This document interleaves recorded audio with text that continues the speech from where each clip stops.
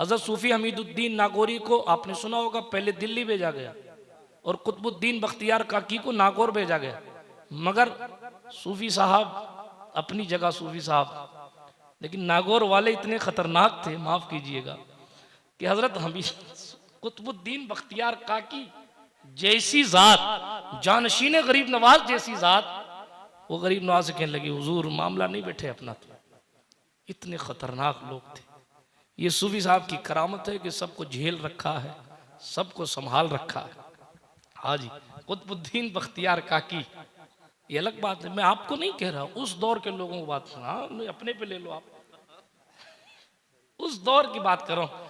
अब तो आप सूफी हमीदुद्दीन के फैजान, और आप क्यों, अब तो हम सब सूफी हमीदुद्दीन के फैजान से माला माल हैं। अब तो जनाबे वाला कश्ती के मल्ला वो है, अब तो नाखुदा वो है। हमें क्या करना है, किधर जाना है, किधर जाना है, हाँ हमें तो बस देखना है किधर सूफी है उधर जाना है, बस। अब तो बात ही खत्म हो गई। मैं पुराने दौर की बात कर रहा हूं, जिस दौर में हालात ऐसे। कुतुबुद्दीन बख्तियार काकी कोई छोटी मोटी जात का नाम है, जिसकी रहनुमाई के लिए जनाब खिजर अलैहिस्सलाम खुद तशरीफ लाए। हजरत कुतुबुद्दीन बख्तियार काकी के वालिद का विसाल बहुत जल्दी हो गया था। आपकी उम्र शरीफ जो है वो 6 साढ़े 6 साल आसपास थी कि आपके वालिद का इंतकाल हो गया। आपकी वालिदा ने आपको पाला, एक खातून के साथ रवाना कर दिया कि ले जाओ और मेरे बेटे को इल्म दीन सिखाना। आज तो लोग मदरसा दावत इस्लामी वाले बेचारे मुबल्लिगीन हमारे ये कहते हैं कि लाओ भाई बाद इशा बालिगान पढ़ा दें। मेरा बच्चा इतनी दूर नहीं जा सकता, मौलाना आप यहीं आके पढ़ा दो। ये कंडीशन, हम इशा पढ़ने के लिए, इशा बाद पढ़ने के लिए बालिग बच्चे डर रहे हैं, ये कंडीशन है। मगर हज़रत कुतुबुद्दीन बख्तियार काकी की वालिदा ने अपने बेटे को एक खातून के हाथ में दिया, ले जाओ और मैंने अल्लाह के लिए अपने शहजादे को वक्फ कर दिया, जाओ इसको तालीम सिखाओ। वो खातून लेकर चली ना, तो सामने से बुजुर्ग आ गए। थोड़ी दूर सफर करने के बाद जब सामने से बुजुर्ग आए तो उनसे मुलाकात हुई। बुजुर्ग की, बड़ी भी कहाँ ले जाती हुई शहजादे को, का इल्म दीन सिखाने ले जाती हूँ। आज लोग समझते हैं कि बगैर इल्म दीन के मल्लामतुद्दहर बन जाएंगे हम। हाँ, लोग ये समझते हैं कि आज बस चिल्लम के कश में सारा कश्फ रखा है। आजकल तो हालात यही है जनाब, लोगों ने ये सोच रखा है, माफ कीजिएगा, मैं किसी को टारगेट नहीं कर रहा, लेकिन ये हकीकत है। हर बंदा चाहता है बगैर मेहनत के काम हो जाए। जो औरतों का मिजाज होता है ना, औरतों का, कि उनका बस चले तो बाबा जी ऐसा ही तावीज़ दे दो कि वॉशिंग मशीन भी खुद भी चलती रहे, हमें वो भी कपड़े भी डालने की जरूरत नहीं हो। हाँ, बाबाओं के पास ये अलग बात है। आने वाले दौर में जाके लोग मौकिल मांगने लग जाएंगे कि हमें काम नहीं करना पड़े। हाँ, आप बाबा हो, आप, मैं आपकी बेटी हूँ, आप ससुराल मेरे साथ एक मौकिल भेज देना ताकि मैं सोती रहूं और मेरे घर का काम वो करते। ये कंडीशन है, माफ कीजिए, ये हालात हैं, अल्लाह समद। लेकिन उस दौर में देखें क्या हालात थे। तब तफसीलात, मैं फिर कहता हूँ, तफसीलात में जाने का वक्त नहीं है, वरना मैं आपको नब्बाजी करके बताता कि हालात क्या है। लेकिन तेजी के साथ आगे बढ़ता हूँ। बाकी बातें मौलाना मुबारक साहब से पूछ लीजिएगा, इनको इन चीजों का ज्यादा एक्सपीरियंस है। तो अर्ज ये कर रहा था, अल्लाह के रसूल सल्लल्लाहु अलैहि वसल्लम के दीन की खिदमत के लिए यह भी देखा गया कि किन लोगों में जाया जा रहा है और किसको भेजा जा रहा है। हजरत कुतुबुद्दीन बख्तियार काकी को उनकी वालिदा ने बचपन में कहा, ले जाओ और जाकर इल्म दीन सिखाओ।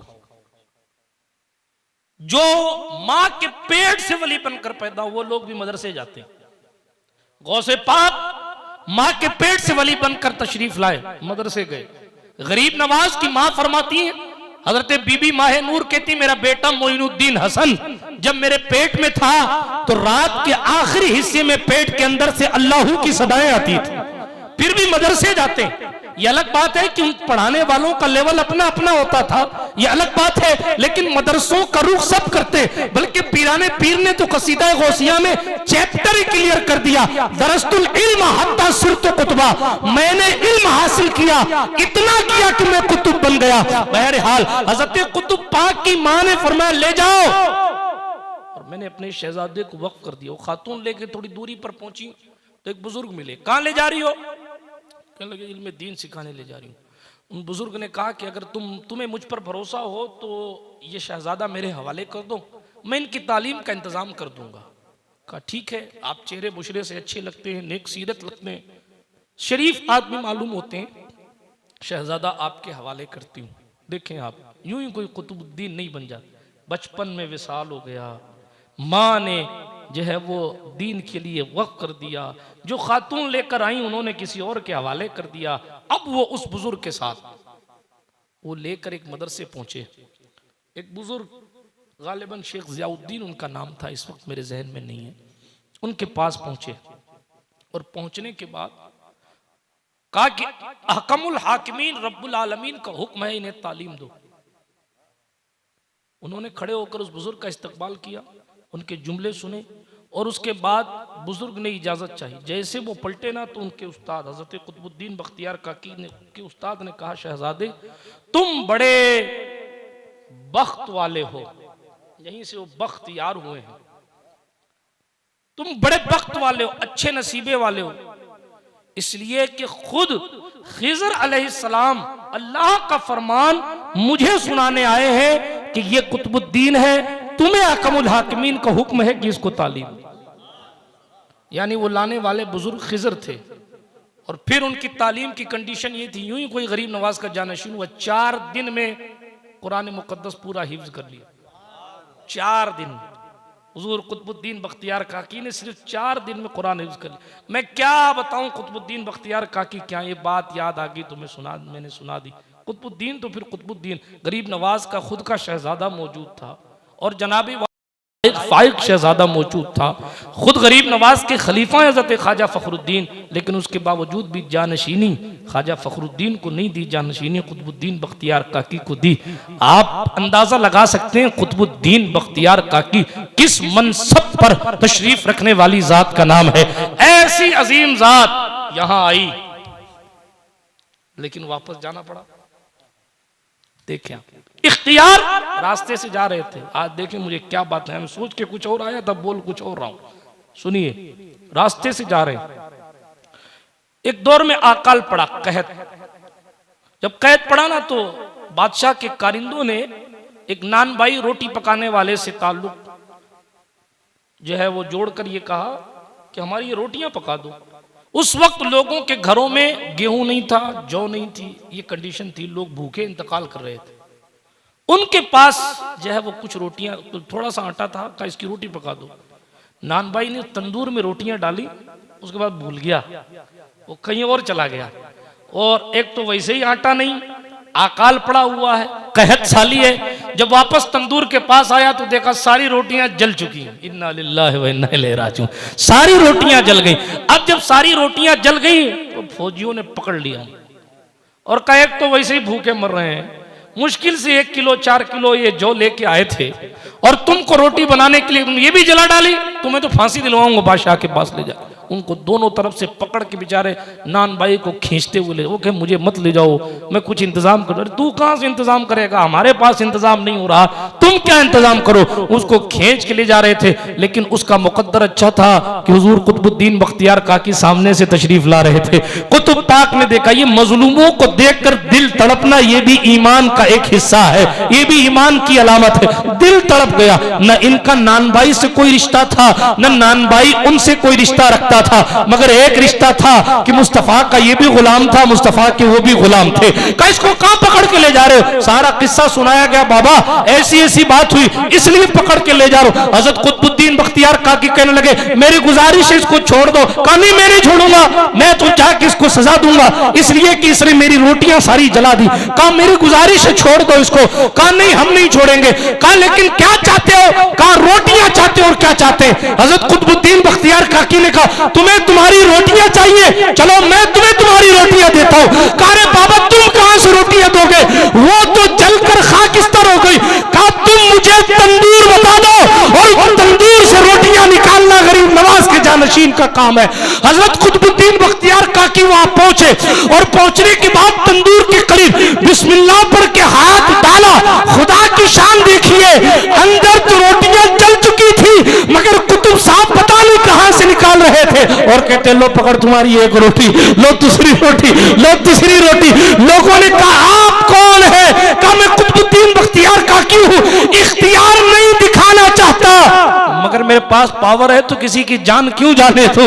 ये अल्लाह रब्बुल इज्जत के मकबूल ऐसे बा इख्तियार लोग नागौर में टिके नहीं साहब। आखिरकार जाना पड़ा, आखिरकार जाना पड़ा।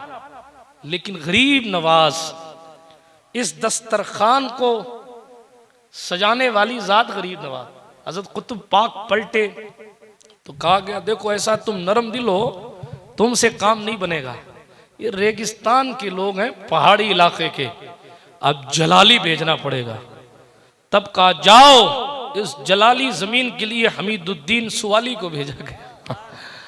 कहा जाओ, अब मोर्चा तुम संभालना। ये हज़रत सूफी हमीदुद्दीन नागौरी तशरीफ लाए और आज तक गरीब नवाज ने जिस ड्यूटी पर मामूर किया था, आज तक वो ड्यूटी अंजाम दे रहे हैं। आप क्या समझते हैं जब तक ऊपर थे तभी है? नहीं जनाब, हम अहले सुन्नत के नज़दीक तो मरने से ताकत कम होने के बजाय ताकत बढ़ जाया करती। हाँ, तफसील में जाने को, ये भी एक अकीदे की बात है। लेकिन इशारा की बोली, मैंने पिछली किसी तकरीर में कहा था, कोई बंदा जमीन के ऊपर बहराओ, सुनता नहीं हो, बोड़ा हो, वो कब्र में पहुंचे और फरिश्ते कहे मर रब्बु का, तो वो क्या कहे, ऐसा चलेगा? सुनने की ताकत बढ़ी कि नहीं बढ़ी? अगर नहीं बढ़ेगा तो फिर मर रब्बु का क्या होगा? फिर उसके बाद ऊपर तो था, जायज था, एक दिन लठ मार था, ठेला चलाता था, टैक्सियों में बैठा रहता था, रातें गुजारता था, मदरसे पढ़ने नहीं जाता था। लेकिन जब इंतकाल होगा तो फरिश्ते मारवाड़ी में थोड़े पूछेंगे, पूछेंगे मारवाड़ी में? नहीं पूछेंगे, वो तो अरबी बोलेंगे। तो आपको अरबी कहाँ से आ जाएगी? आप देखें, जब मरने के बाद आम आदमी का पावर बढ़ जाता है, तो जिन्होंने सालों साल सजदे किए उनका पावर कितना बढ़ा होगा। जिन्होंने सालों साल रब को राजी करने की कोशिशें की हैं, उनका मर्तबा कहाँ होगा। ठीक है, ये अकीदे का चैप्टर है, तफसील में नहीं जाता, मैं तेजी के साथ आगे बढ़ता हूँ। तो हज़रत सूफी हमीदुद्दीन नागौरी, ये बात चल पड़ी इस पर कि जिसको जहाँ का निज़ाम देना, उसके लिए वो इंतज़ाम कुदरत खुद फरमाती है। और इसके लिए रसूल पाक अलैहिस्सलातु वस्सलाम ने मौलाए कायनात की रूह अक़दस और फिर मौलाए कायनात के बाद जो वक्त का गौसे आज़म होता है, वक्त का कुतुबुल इरशाद बिल इसाला होता है, ये उसकी जिम्मेदारी होती है कि किसको कहाँ सेट करना है, किसको कहाँ रखना है। बिरादरान मिल्लत इस्लामिया, बड़ी मेहनतें, बड़ी मशक्क़तें जो है वो बंदा करता है, तब जाकर कहीं उसको मकबूलियत का मकाम हासिल होता है। हुजूर सरकार गरीब नवाज खुद 20 साल तक अपने वालिदे माजिद की दुआओं से इस सजिस्तान की सरजमीन को छोड़कर अपने पीर और मुर्शिद ख्वाजा उस्मान हारूनी की खिदमत में आकर 20 साल तक उनका बिस्तरा उठाकर फिरते रहे। आज हमारा मिजाज ये हो गया है कि बस पैदा होते ही हमें कोई अल्लामा बना दे। सादी ने कहा था, हर की खिदमत कुनत मखदूम शवद, जो कि खिदमत करता है वो मखदूम होता है। बगैर खिदमत के मखदूम बनने से फिर जाहिर बात है मखदूमी 4-5 दिन ही चले, हाँ फिर ढीला ढकना हो जाता है। हकीकत ये है, 20 साल तक जो माँ के पेट में लाहू की सदा लगाता था, वो अपने मुर्शिद का बिस्तरा 20 साल तक उठा के पीछे पीछे फिरता था। तो मुर्शिद ने इतना वासिल कर दिया, हरम काबा के सामने ख्वाजा उस्मान ने हाथ पकड़ के कहा, है मेरे अल्लाह, मोइनुद्दीन हसन को लाया हूँ, कबूल फरमा ले। आतिफ गैबी ने आवाज दी, उस्मान, हमने मोइनुद्दीन को कबूल भी किया और अपना महबूब भी बना लिया। ये हबीबुल्लाह का लफ्ज मुर्शिद ने वहां से दिला दिया था। तब जब विसाल हुआ तो माथे पर लिखा था, हाजा हबीबुल्लाह माता फी हुब्बिल्लाह। बहरहाल मेहनतों और मशक्कतों की बात मैं कर रहा, मुश्किलात का सामना किए बगैर जो है वो बंदे को मर्तबे नहीं मिलते। हज़रत सूफी हमीदुद्दीन नागौरी रहमतुल्लाह ताला अलैह के शाहजादे हज़रत सूफी अजीजुद्दीन मोहम्मद सईद रहमतुल्लाह ताला अलैह का उर्स मुबारक भी आज है। आप उनकी ज़िंदगी पढ़ लें, मेहनत, उनके विसाल की बात दें। आप देखें ना, हज़रत सूफी हमीदुद्दीन नागौरी की मौजूदगी में आपके शाहजादे का विसाल हो गया। सिमा की महफिल सजी थी, बस कव्वाल ने सिर्फ इतना कहा, क्यों किलो काल में पड़े हो, दे दो खुदा के नाम पे जान। उसने 2 से 3 बार ये शेर पढ़ा, बस जोश आया और जोश में कहा, मैंने दे दी, मैंने जान दे दी, मैंने जान दे दी। किताबों में पढ़ लीजिए, बस उसी वक्त हजरत का विसाल। हजरत सूफी हमीदुद्दीन नागौरी के जमीन के अंदर तशरीफ ले जाने से पहले आपका शहजादा चला गया। हजरत फरीदुद्दीन चाक पर्रा को हजरत सूफी हमीदुद्दीन ने अपना खुद का जानशीन अपनी जिंदगी में बनाया, क्योंकि बेटे का विसाल सामने हो गया तो अपनी मसनद पोते को अता फरमाई। लेकिन देखें वो बेटा फना फिल्लाह की किस मंजिल पर था, वो वली कामिल रब की बारगाह में मकबूलियत की किस मंजिल पर था। एक हम है कि अजानें होती रहती, टेलीविजन बंद नहीं होते। एक हम है कि अल्लाहु समद के नारे भी सुनते रहते हैं लेकिन दिल की गंदगी दूर नहीं होती। एक हम है कि कुरान की तिलावत भी सुनते रहते हैं फिर भी दिल बुग़्ज़, कीना, हसद, जलन से पाक नहीं होता। और एक वो है कि बस एक कहने वाले ने कह दिया, क्यों इधर उधर की बात करता है, खुदा के नाम पे जान दे तो बस नारा मार के जान दे दी। जब आप अंदाजा लगाए कि जब बेटी की फलाहियत की शान यह है तो खुद हमीदुद्दीन नागौरी का मर्तबा क्या होगा, खुद उनके बाबा का मकाम उलिया क्या होगा, कोई बयान नहीं कर सकता। लेकिन बात यहां निकल के आती है कि तकवा इतनी आसानी से हासिल नहीं होती।